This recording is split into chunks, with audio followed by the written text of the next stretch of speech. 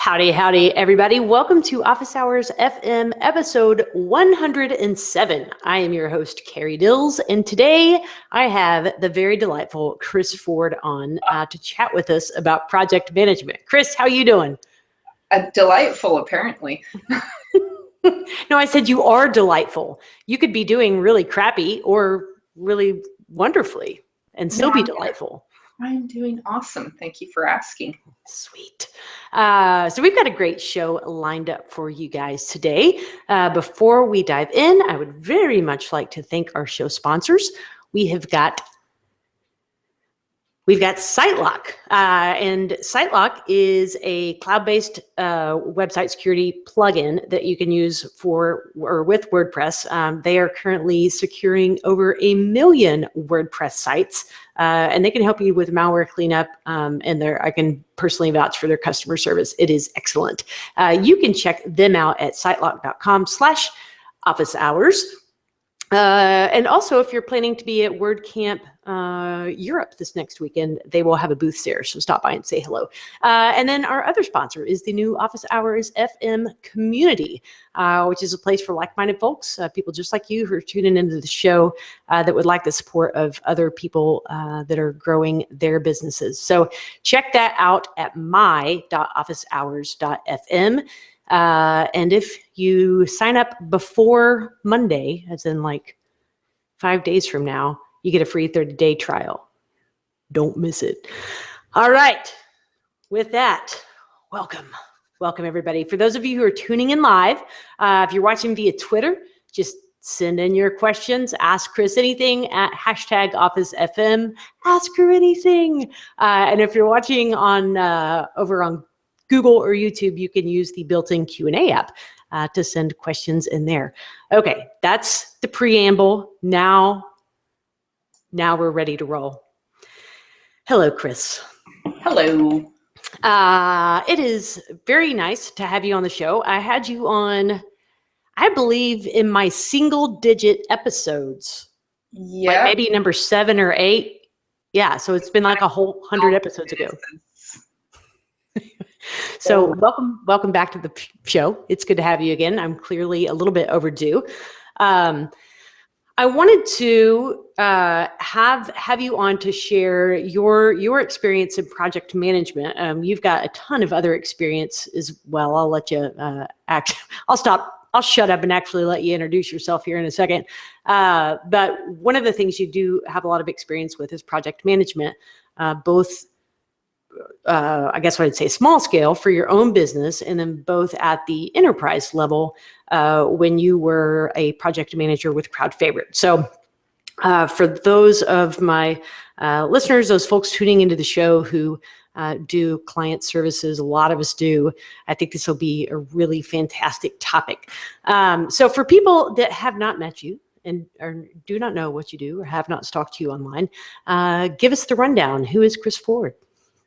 I am a traditionally trained graphic designer. I graduated from design school in 1996 when there was no internet.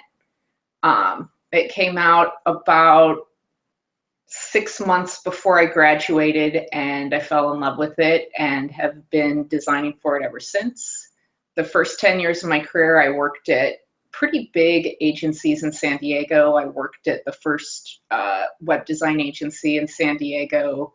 I worked at one where we got to work on projects for like the Wynn Hotel and Buffy the Vampire Slayer. And then the .com bubble crashed, and I sort of became a freelancer by proxy because no one was hiring. And the ones that were still open, you didn't know if someone was going to post a, hey, we closed down, good luck without a paycheck this month. And so I did that for 13 years. I started off as C Ford Run, became Creativity Included, designed some Genesis themes. I've worked with a bunch of really cool clients. And then actually just about a year ago, I got the initial email from Chris Lemma on June 20th, I think.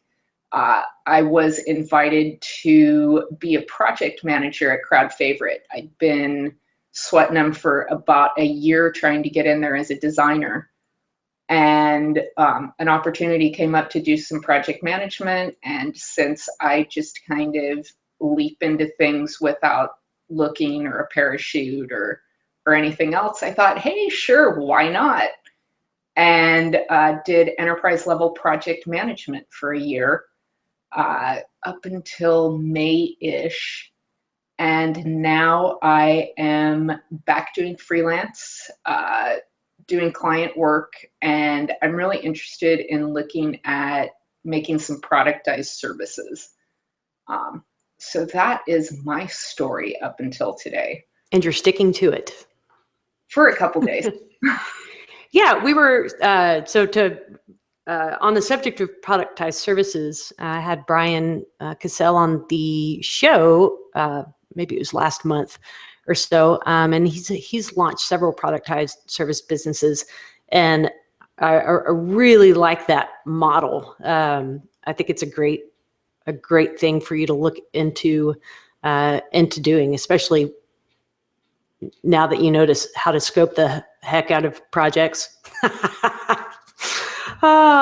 So let's kind of dig into maybe just defining the role of a project manager, and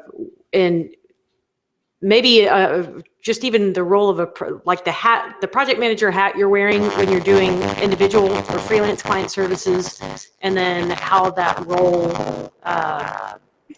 what that role encompasses at a larger level. Let's see. I think the main job of a project manager is just managing a client's expectations. When I first started out as a project manager, I kind of used the Monty Python school of project management, which is when things went wrong, I would run away and hide out, and then act really surprised when the client got really angry at me. No one likes to have hard conversations. I personally like to avoid conflict whenever possible, but you just can't do that as a project manager. Stuff comes up. One of the things that I learned the most at Crowd Favorite was how to suck it up, how to, realize that things were going sideways, and as much as you wanted to just do anything other than call the client and tell them that, guess what, we need more money from you, or this is out of scope, or we're not going to make that deadline because the migration went horribly awry. I don't remember where I read it, but someone said no one likes bad news, but if they know about it, they can at least plan for it, And so I think that really was the biggest component of it, was just constantly trying to balance the client's expectations with the realities of web design and development, and also spreadsheets. I know you like your spreadsheets. We'll definitely talk about the tools, some of the tools that you used here in a little bit, but that's golden advice right there, to communicate early and often. And yeah, nobody likes to have those uncomfortable conversations. And I remember during my brief tenure at Crowd Favorite that overlapped with yours, sitting in on some of those client calls and being like, I am so glad it's her that's having to do the talking and not me, because I'm not sure quite how I would respond to that. But yeah, so it sounds like heavy on communication skills. Yeah. It was interesting because I used a lot of what I've learned in design, especially information architecture, to learn how to write emails that people actually read and understand. That was a huge one. Written communication was a huge part of my day, even more so, sometimes you've got to pick up the phone, but just having, bulleted emails of this is what's going on, making sure that you just don't send a huge one paragraph that's 300 words, because no one's going to read that. I don't read those. I skim over them, but I'm like, too many words. Whereas if you have like bold headlines and you make things larger and you divide things up, just like you would with a blog post, you create a hierarchy of information. That was a lifesaver in written communication and actually getting people to read stuff and actually asking yes or no questions. I know Chris Lemma taught me about executive summaries, where he's like, if I can't respond to your email with one thumb while I'm going through TSA checkout at an airline, you're not getting a response. And so just knowing that, you know, okay, here's what's going on, yes or no. So all someone has to do is type a Y and send with their thumb on their phone. It's just learning those little tricks for effective communication, especially in written communication. I love that about the emails. I read a book by Matthew Perman, Perman, a while back, and he touched on how to write effective emails and a lot of the same suggestions you're giving. And his blog also goes into a lot, like little great tips in that. I'll include a link to that in the show notes once I find it, or rather I should say Patty, who is my wonderful show note doer, will find the link to that. I just got myself off track. So yes, email communication, and then like, okay, so have you ever watched the show Family Guy? No. Okay, I actually don't have a TV. That's actually fantastic.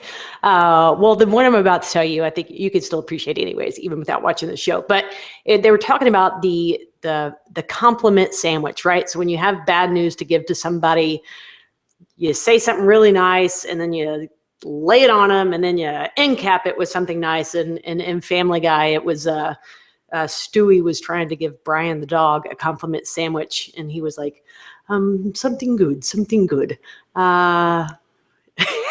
I can't remember what the something good was, but the something bad was you have smelly, smelly dog farts. And now that I've completely derailed the show with the compliment sandwich, what's your strategy? Like when you know you've got bad news to share, let's say that the migration, something blew up and it actually took twice as long as you had budgeted or scoped it to take. What does that call sound like to a client? Well, I have heard of that concept before using a much more vulgar name. And I actually tried that on a client like my first week because I knew it was a thing. And they literally called me out on it. They're like, I know what a compliment sandwich is, only they used the far more vulgar term for it.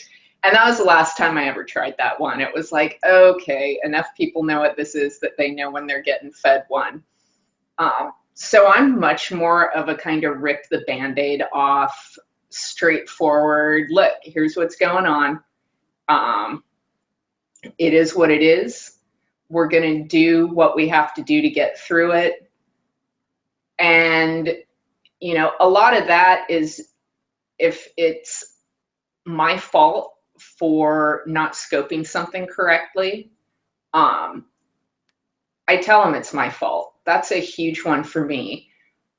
One of my biggest things as a project manager, one of the most valuable things you can say is, I'm sorry, I screwed up. Here's how I'm going to fix it. That goes a long, long way to not having people screaming at you nonstop. It's not going to eliminate it completely because some people are just, they really relish the screaming portion of it. But for the most part, unless like you're saying that every day, you know, it sucks to say that every day because after a while people are like, yeah, that's great that you're sorry, but I need my site done. But really just accountability. You know, there are so many people who refuse to take accountability, and that's a big thing for me. If I screw up, I admit it, I apologize for it, and I try to fix it. Golden words of wisdom. I should just let you keep talking because when I open my mouth, weird, awkward comments come out. can't help You're the myself. one who brought up the compliment sandwich. It's true. It's true. And I said dog farts on the air. And I just said it again because it's actually kind of fun. Dog farts. Tara, so you're familiar with that.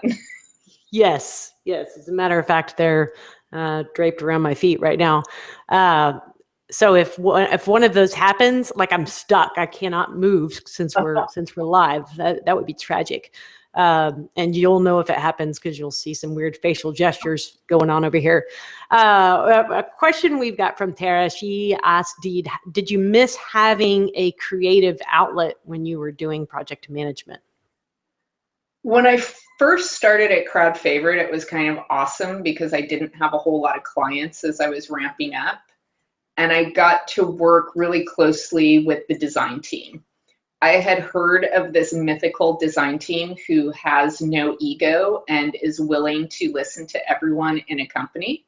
And I did not know that those actually existed, but the Crowd Favorite design team was amazing. They let me talk about design decisions and give feedback on content and user experience. And so it wasn't like I was totally divorced from the creative process. I worked primarily on design heavy projects, a lot of UI and UX stuff, and stuck my nose into a lot of conversations.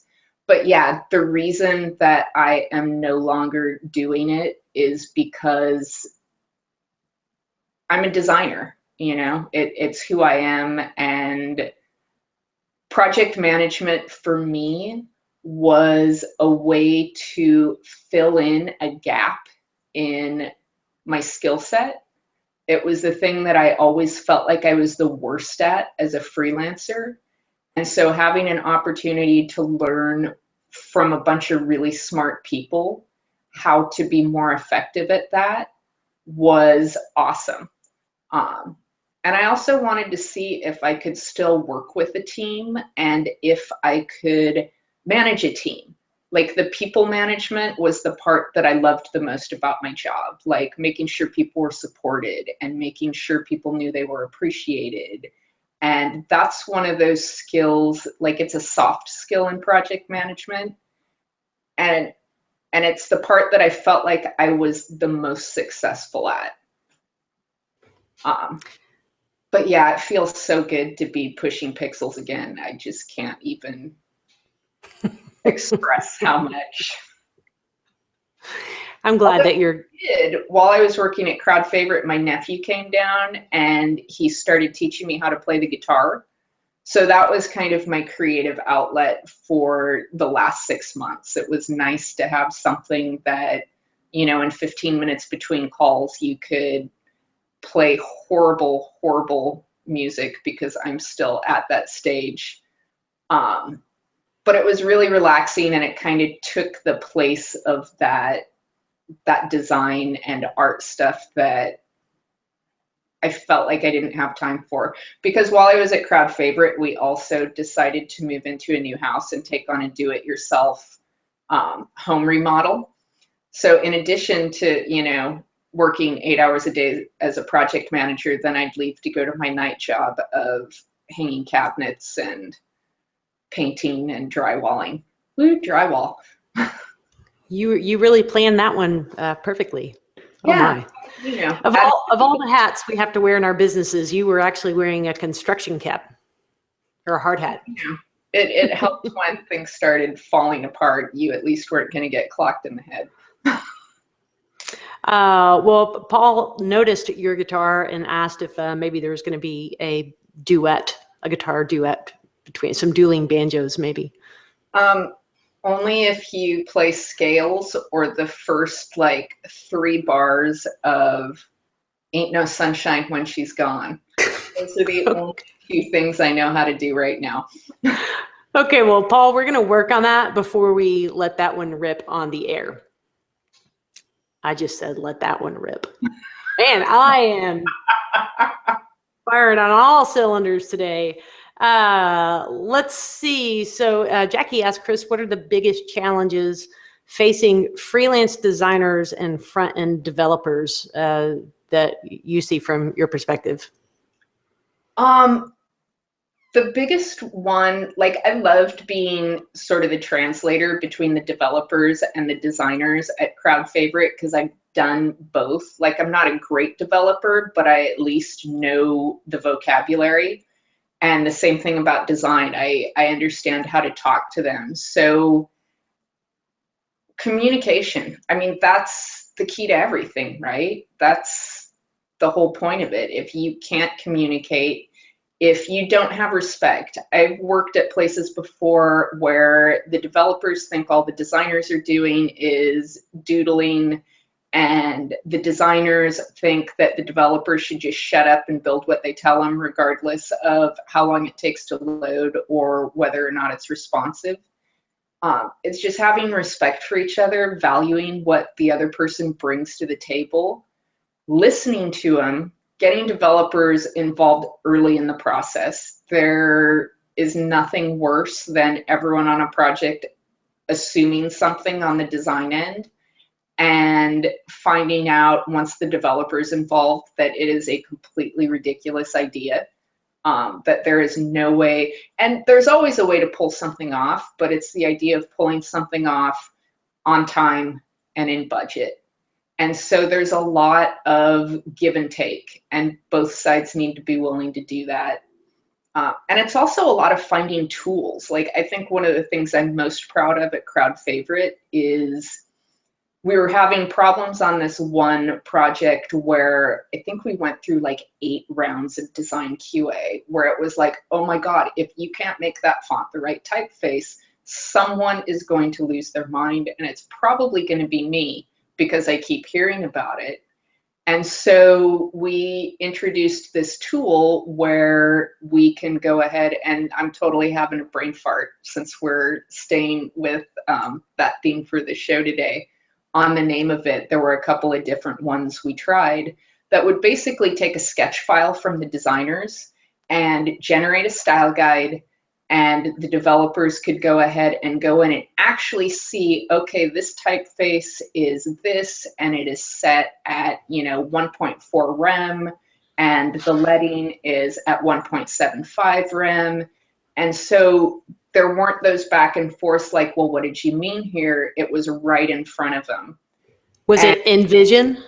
No, it wasn't InVision. It was, and I'm going to have to look Sketch? that up when you're talking. Because it was awesome. It was originally supposed to be like a test case for one person.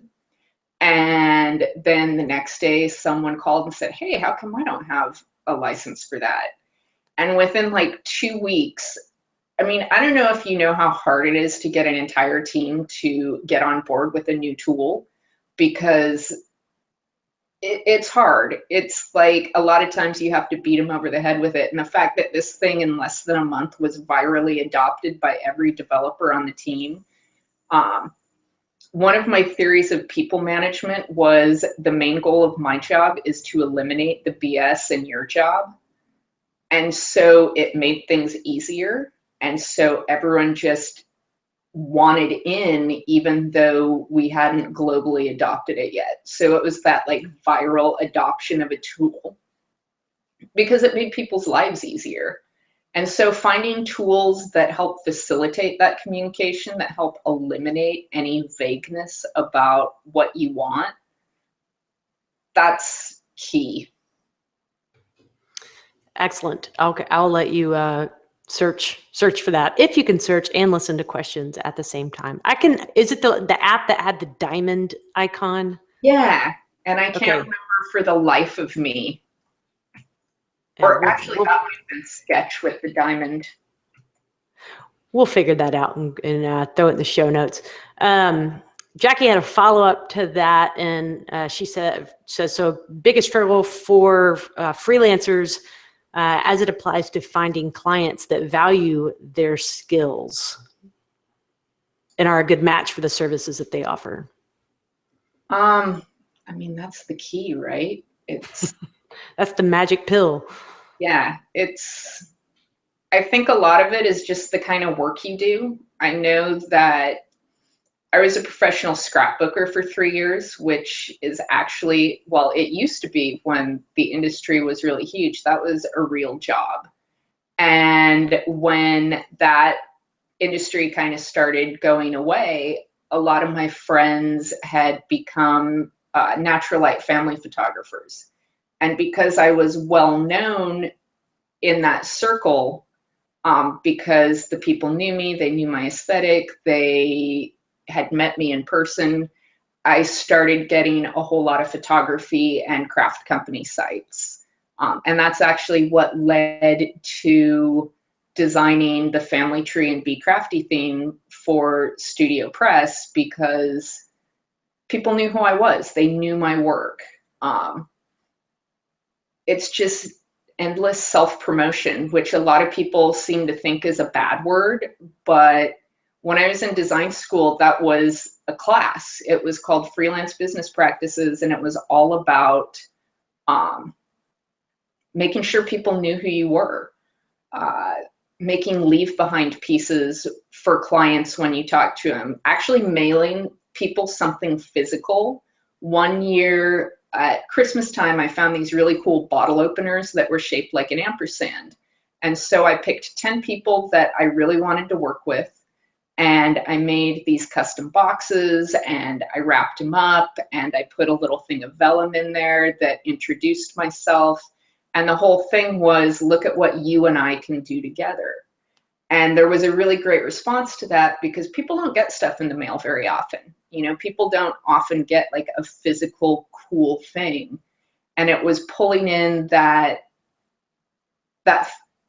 lesson that I'd learned from traditional design in promoting myself. And I got several big jobs, because I made them feel like I really wanted their business.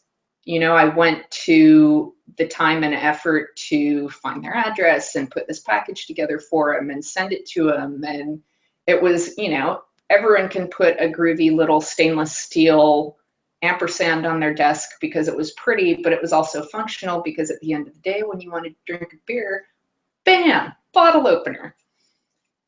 That's awesome.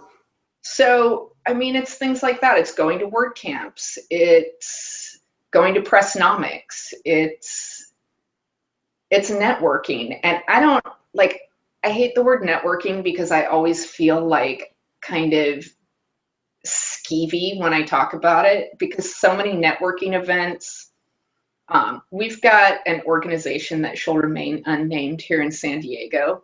And every time I go to one of their events, people come up and talk to you, and they're like, well, who are you? And if you're not someone who's from one of the big agencies, no one wants to talk to you. All they want is something from you. And I'm not about that. I am more about building relationships with people. I talk to people on Twitter, whether I know them or not. I, send people emails saying, hey, thanks for that blog post you wrote. It really spoke to me. There are some clients I've met because we've talked about dogs on Twitter, or like, it's never about, hey, what can you do for me? It's building those personal relationships. And then when someone needs something that might use your unique skill set, they think of you because you're friends, you're on their mind, or friends of friends who recommend me for different projects. So that's really my big thing, is promote yourself in a non-skeevy way. Build relationships, get out from behind your computer, go meet people in real life, and do good work. Like, here's an embarrassing story. I think that I am an awesome designer. And I went on a job interview at a local award-winning agency to apply for a job as an art director, and was told, your portfolio is boring. And it was. I mean, it sucked to hear, but I had a client where I worked primarily for them for a year. They were a great client. I loved working with them. I solved their problems, but it wasn't very interesting, cutting edge work that used a lot of cool new tools. It was very straightforward. It was for a medical supply company that helped people with hearing loss. And so it was awesome. I got to help a lot of people. I got to work on a lot of things, but it was very kind of quick and dirty theme customization stuff that I'd done. And so what I'm doing now is I'm taking a month to build the type of projects I'd like for a few different side projects that I've been interested in doing. So I have a portfolio that reflects my current skill sets, that isn't boring, and that does show what I'm capable of. So, you know, if you're not getting the kind of work you want and there's a specific kind you would like to do, don't work for free unless it's a pro bono project. You know, if I'm helping someone out, if I'm doing something, I've been working way too long on this one site for a woman who teaches kids with Down syndrome how to read. And so, you know, I'm kind of getting to build things that are going to help people out, that people are actually going to use, but that also help advance my skill set and put projects into my portfolio that reflect the kind of work I want to do. Very smart. Thank you for sharing that story. Let's switch gears a little bit. I've got a question from Tara, and then I'd like to move into some of the tools and just processes around project management. So Tara's asking the question about the adjustment from going to full-time employed with a steady paycheck to going back out on your own and not totally starting from scratch, but in some regards starting from scratch. And I know that's a leap that I know for certain that other listeners of the show have had. I've made it myself. Any tips there, or for adjusting well, or ways to prepare if you're about to or thinking about that leap? Oh, it sucks. I mean, I can't even tell you how much I'm going to miss sick days and vacation days. The first time after 13 years of freelancing, it was like Memorial Day or something, and I got a vacation day. I was telling my wife, I'm not working today, and they're paying me anyway. How awesome is that? You know, it was great to have taxes taken care of. It was great to have someone kicking in on my retirement plan and kicking in on my insurance. It, you know, was a really nice benefit. It's one of the reasons I took a full-time job in the first place. But I was also, you know, and it was a remote job, so it's not like I had to get in my car and drive, and because I would have killed someone if that were the case. I don't commute. But there's trade-offs, you know, you're tied to a desk for 8 hours a day. I was so stressed out having huge projects and people relying on me, and it just got overwhelming how stressed out I got about it. And so it was worth it to me to have a little, and it seems counterintuitive, right? It is better for my mental health to live in a constant state of where the hell the money's coming from and doing what brings me joy than, you know, doing something just for a paycheck. And it's not that I didn't enjoy working at Crowd Favorite. I did. The team was great. I learned a lot, but it just wasn't who I am. And so, you know, yeah, I'm no longer going on Target runs, and, you know, the vacations have slowed down a little bit. I'm having to be a lot more frugal, but the trade-off to me is worth it. Try to save money if you can before you go out on your own. Having a partner who works also takes a little bit of the stress off. But yeah, it's just, you know, right now I'm doing what it takes to get by while I figure out what the next chapter is. I have no doubt that you will land on your feet. Completely impulsive, and you just make a decision and just do it without any regard for the consequences, which has kind of been my MO for 20 years. But it works out, you know, it eventually works out. Yes, I +1 delete. And that's all I'm going to say about that. Per Forrest Gump. So moving into some of the more specific details and phases of project management, Patty asked if you were involved in working with the vendor and getting that statement of work before you moved into the sort of requirements gathering phase. I wasn't directly involved with scoping. The project management process basically started when the statement of work was handed over to me. But yeah, projects don't start without a signed statement of work and a check that has cleared the bank. That is definitely one thing I have learned that I am moving back into my freelance business is nothing happens until you have a signed, detailed scope of work. Reading those SOWs at Crowd Favorite, that was like a master's class in how to write SOWs. So yeah, I don't know how much I can speak to the drafting of the statement of work, but for every client, I had one of those printed out in an actual binder. So when I was on a call with someone and they were asking for something, I wasn't cruising around on Google Docs trying to find it. I could just pull a tab, read through it, and immediately let them know find out how important it was to them. If so, see what we could take out of the SOW in order to give them what they wanted, or let them know that we'd be. Another huge thing I learned is don't say no. I used to be a big one, no, we can't do that. No, I can't do that. And it's like, I'll be happy to do that for you. I'm just gonna have to get you a revised statement of work with a new budget and a new timeline. And that was another huge thing I learned with SOWs is, you know, if you can't find a way to fit it into what you already have, see what can get dropped, you know, which is more important, A or B.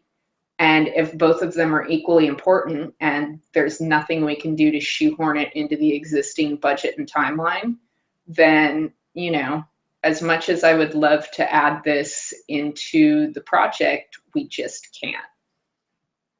Now, So that's not to say that you don't do it anyway for certain clients, as I'm sure we both know.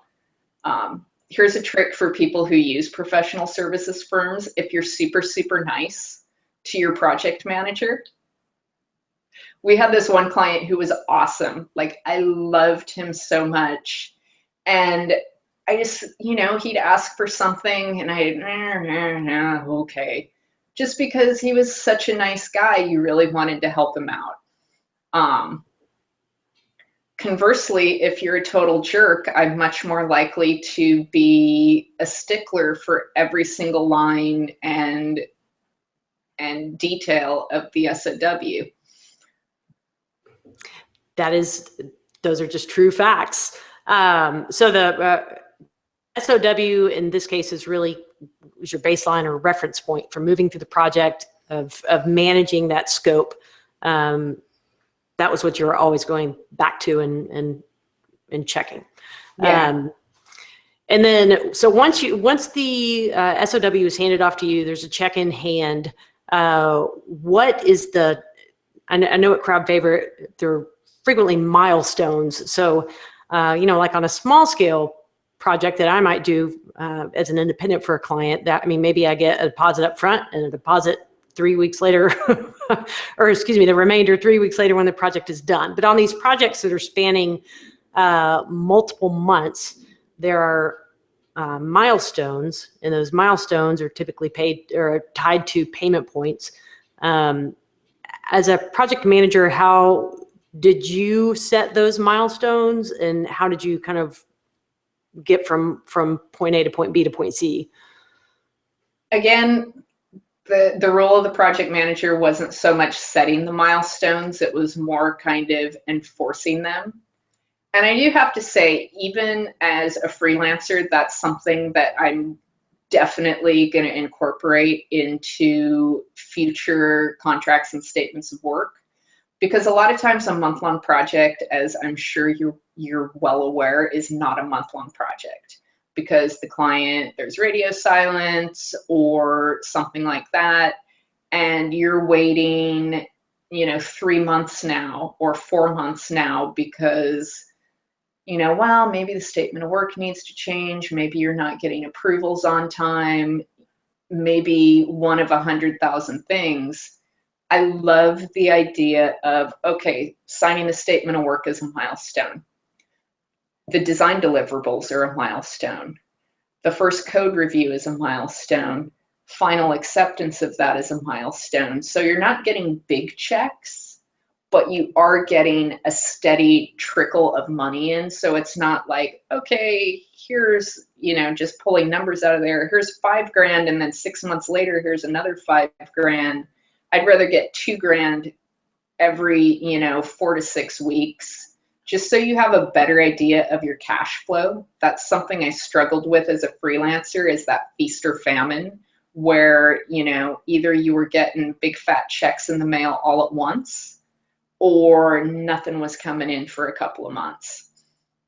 So that was something that there are definitely so many lessons that I picked up in project management at Crowd Favorite, working with bigger clients, that with, a certain degree of scaling are totally pertinent to smaller freelance projects. That was definitely one that I took away as well as hugely important. Any tools in particular you'd like to mention that were really helpful in helping you do? I know you're a huge fan of spreadsheets and Gantt charts and all that jazz. What were sort of your day-to-day tools you were using? Before I started at Crowd Favorite, I had never built a spreadsheet ever in my life because they were ugly.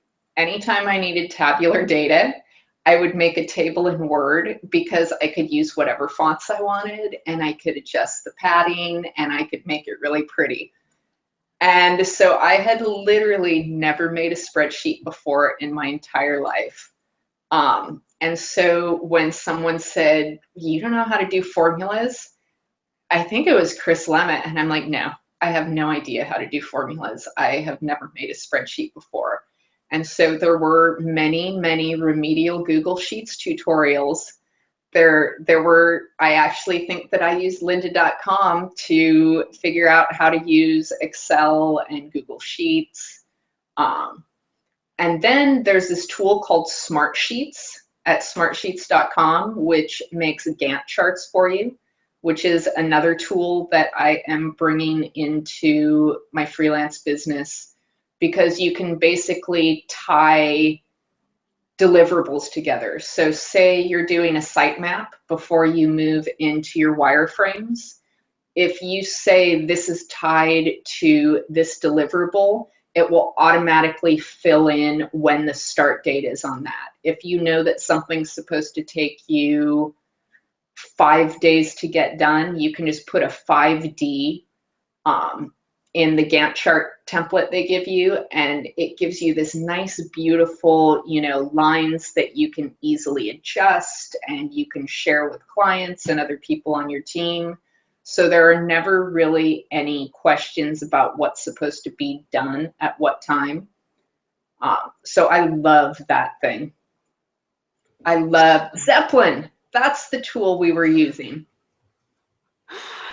I like that. Did it just come to you, or were you Googling? Totally, just then thinking, like, I had a flashback to my desktop thinking about Smartsheets, and that just popped into my head like lightning from above.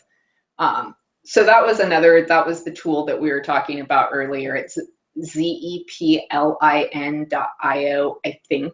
Don't quote me on that, but I can send you a link to throw in your show notes. Awesome. What else did I use? A lot of Slack. Like, Slack was almost overwhelming with how much I used it, until I finally learned about the do not disturb mode, and muting the gift channel. Google Apps, I would spend 6-7 hours a day in Hangouts talking to people. There's another really cool tool called Audio Note that lets you record a call and take notes. And as you're taking notes, it tells you what time you are in the audio recording. There were a lot of times where there would be questions about, did we promise this to the client? Did we really say this to the client? And you were able to go back onto a call, because typically, other than notes, which, you know, may or may not be accurate with every detail, you could go back and listen to the entire hour-long or, you know, hour-and-a-half-long recording, which is where the time codes came in nicely, so you didn't have to sit and relive the call. That was really useful. But it's really those communication tools, Gmail, Slack, Google Hangouts. Basecamp. You know, I actually tried using Basecamp, and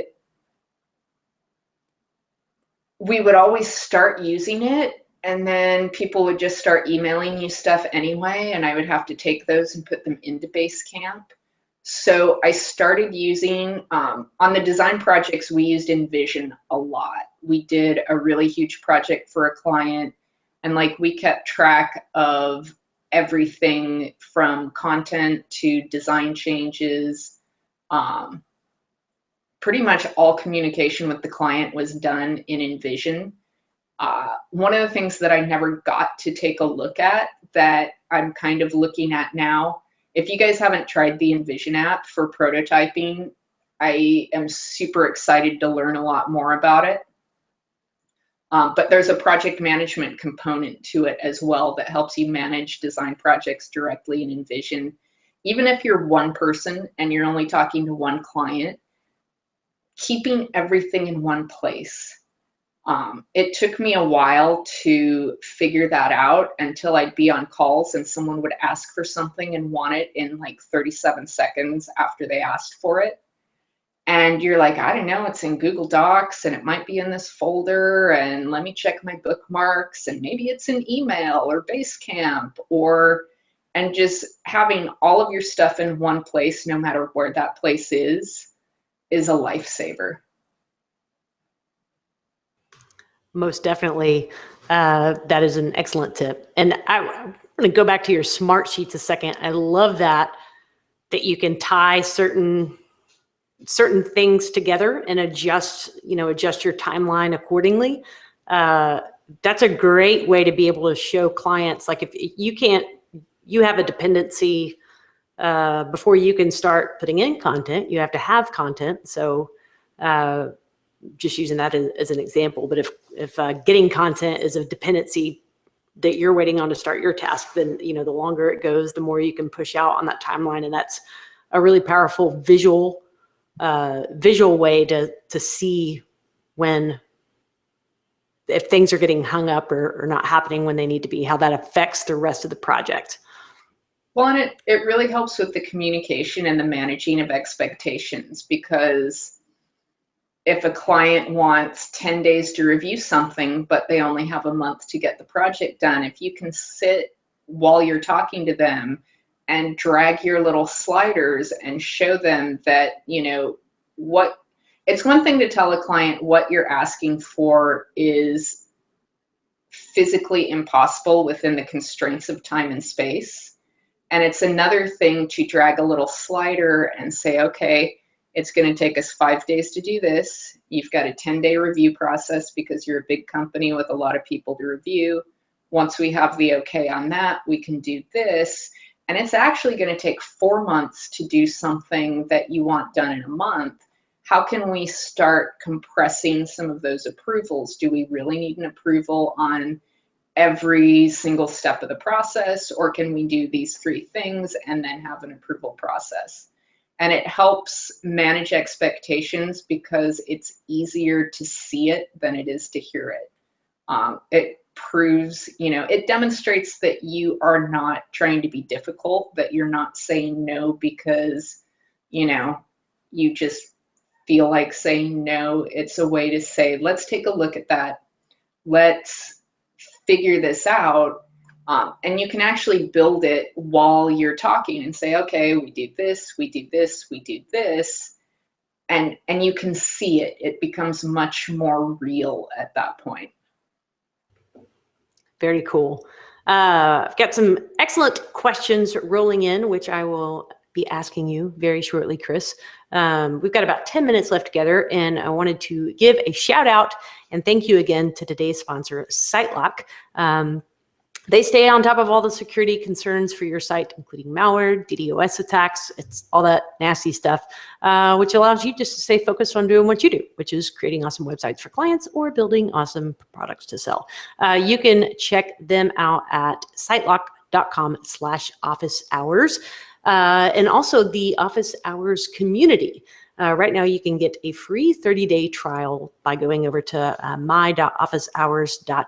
And that is a great place to connect with other freelancers, solopreneurs, entrepreneurs, whatever you want to call us, independent people trying to make a go of our businesses. So hashtag all the things. Go over there and check that out. So we've got, or let's see, Tara's asking Webflow. Are you using that?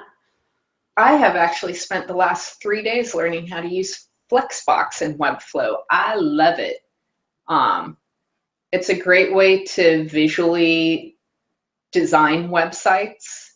I don't really do a lot of stuff in Photoshop anymore. I'll go in and just kind of do a wireframe sketch on a piece of graph paper and then go into Webflow. It's built on Bootstrap, so responsive stuff is really easy to do. They've just introduced Flexbox controls in it, and I am just like, it took me 2 minutes to do a split screen with a centered graphic in one of them, and I was just like, it was like the first caveman who had fire. I was like, oh my God, this is the best thing in the world. But yeah, I love Webflow. I use it a lot. I wish, and maybe I'll get back into it. I worked with a developer one time to turn a Webflow site into a WordPress site, because while I love Webflow, you can't use Gravity Forms. You can't use, there's no plugin architecture, and I love me my WordPress plugins. But it is possible. The coolest thing about it is you can actually export everything when you're done, and it exports all your fonts, it exports your JavaScript, your CSS, Modernizer.js is already included in it. So it does a lot of the heavy lifting. You just kind of have to go in. It's not going to be perfect. Nested styles are, maybe I just haven't figured them out, but they're a little tricky for me. But it's a whole lot easier to go in and clean up some CSS and rename some classes than it is to do all that from scratch when you're not a developer. And I'm sure developers, can take a look at something like that and bang it out just as fast. But I really don't want to spend 18 hours Googling how to make a scroll bar appear when you scroll past a certain point on your site, when I can go in and say, on scroll, move this and change the opacity. So that's definitely cool. Another tool, like from a design perspective, that makes my life so much easier. Nice. And Jackie just tweeted webflow.com as the URL on that. And then Ginger, she's sharing something on Twitter, Airtable, pretty spreadsheets, apparently. Apparently they can exist. Beautiful spreadsheets. I wish I would have known about that. That's the other thing that I really like about Smart Sheets. I actually, in Google Sheets, because I could only use 4 fonts and one of them was Arial, I got a plugin that gave me extra fonts in there. Nerd. And that is, again, I am a designer as well as a project manager, and it just made me itch to look at Arial. Okay, not to put you on the spot, but I think you're wearing a short sleeve shirt. Can we see your new-ish tattoos? Let's see. That is, if you're listening to this and not hearing it, it is lorem on one arm and ipsum on the other, the true design nerd. And what I love was your story of how long you spent kerning those letters before you had them tattooed on your arm. That is awesome. It's forever, man. I don't even know what I would have done if something on the kerning would have, although it's funny, I haven't gotten a tattoo for maybe 10 years. And when you get older, your skin gets a little stretchier. And I probably would have kerned it a little more loosely, because by the time I'm 60, they're all going to be pinching each other. So again, you need to consider all of the variables when you're doing design work.